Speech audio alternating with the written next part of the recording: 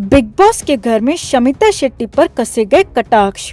शमिता शेट्टी को घर के अंदर बुरा भला कहा गया। इनफैक्ट एज को लेकर टॉन्ट किए गए और कहा कि ये तो बूढ़ी मौसी है। ये बात शमिता शेट्टी को लेकर बिग बॉस के घर में हुई है। ये बात कही है भोजपुरी एक्ट्रेस अक्षरा सिंह ने।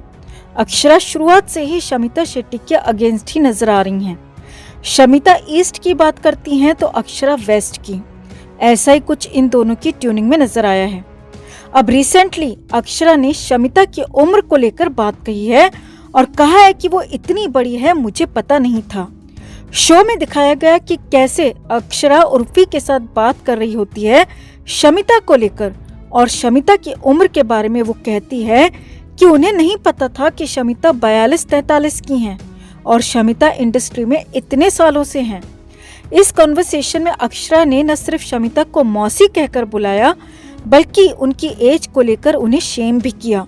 इतना ही नहीं, अक्षरा सिंह ने ये भी कहा कि शमिता की एज पता लगने के बाद तो बस यही कह सकती हैं कि शमिता तो उनकी माँ की उम्र की हैं।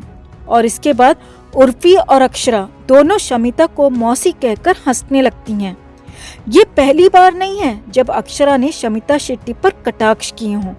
इससे पहले बिग बॉस के घर पर वो भेदभाव का इल्जाम लगा चुकी हैं कि किस तरह से शमिता को स्पेशल ट्रीटमेंट दिया जा रहा है।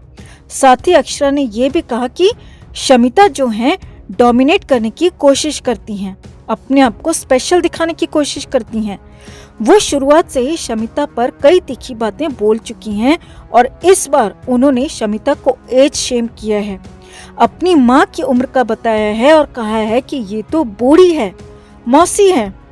ये कोई पहली बार नहीं है दोस्तों जब बिग बॉस में एज शेमिंग हुई हो, और हमें ये नहीं समझ में आता कि क्या बड़ी एज का होना, बूढ़ा होना कोई गुनाह होता है।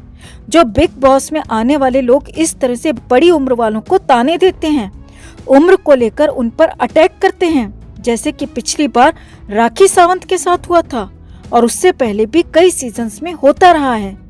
हमारे नजरिए से ये बिल्कुल गलत है। जो लोग इस बात को लेकर ताने कसते हैं, क्या वो ये भूल जाते हैं कि वो भी कभी उसी उम्र में पहुंचेंगे? क्या आप हमारी बात से सहमत हैं दोस्तों? कमेंट में आप भी अपनी राय जरूर रखें। हर अपडेट के लिए बने रहें हमारे साथ, क्योंकि आप हैं तो हम हैं।